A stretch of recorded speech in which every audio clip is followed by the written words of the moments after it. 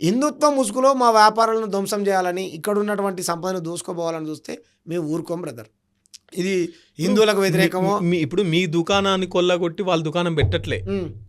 వాళ్ళు వచ్చి పక్కన ఎక్కడో ఒక ప్లేస్ చూసుకొని దుకాణాలు పెడుతున్నారు. ఓకే. కానీ దీంట్లో కొనేటోళ్ళంతా మళ్ళీ తెలంగాణ ప్రజలే కదా. తెలంగాణ ప్రజలే. అవును. తెలంగాణ ప్రజలు కొంటారు, తెలంగాణ ప్రజలనే తంతురు. ఇప్పుడు మరి తన్నీరు కదా, తెలంగాణ ప్రజలనే కదా తన్నింది. సాయి కిరణ్ అనేటువంటి దళితుడిని తెలంగాణ ఆయనే, ఇంకొక ఆయన ముదిరాజు తెలంగాణ బిడ్డనే, ఇంకొక ఆయన ఆరేకట్టుగా తెలంగాణ బిడ్డనే, పాలంపేట అయినా తెలంగాణ బిడ్డనే. మరి ఎందుకు తన్నీరు తెలంగాణ బిడ్డలు? మీరు నిజంగా కలిసి అందరూ మనవాళ్ళే అనేటువంటి ఎందుకు తన్నారు? మా దగ్గరికి బతుకుతానికి వచ్చినప్పుడు భయంగా ఉండాలి కదా, ఎందుకు తన్నారు? అంటే బెదిరిస్తున్నారా? మేము బెదిరించట్లే బ్రదర్, మేము కొట్టామా?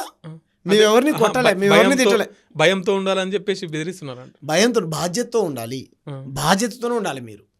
మీకు అర్థమైందా? కాబట్టి ఇది మా ప్రాంతానికి సంబంధించినటువంటి విషయం.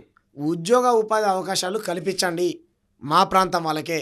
80% ఇక్కడ ఉన్నటువంటి కులాలకు మాత్రమే మీరు ప్రాధాన్యతను ఇవ్వండి అని ప్రభుత్వం. రాయితీల పేరుతో గుజరాత్లో కోట్ల రూపాయలు ఇస్తారు, తెలంగాణ వాళ్ళకి ఎందుకు ఇయ్యరు? మార్వాడీలకు ఇస్తారు, మా వాళ్ళకి ఎందుకు ఇయ్యరు? ఇవ్వాలి కదా.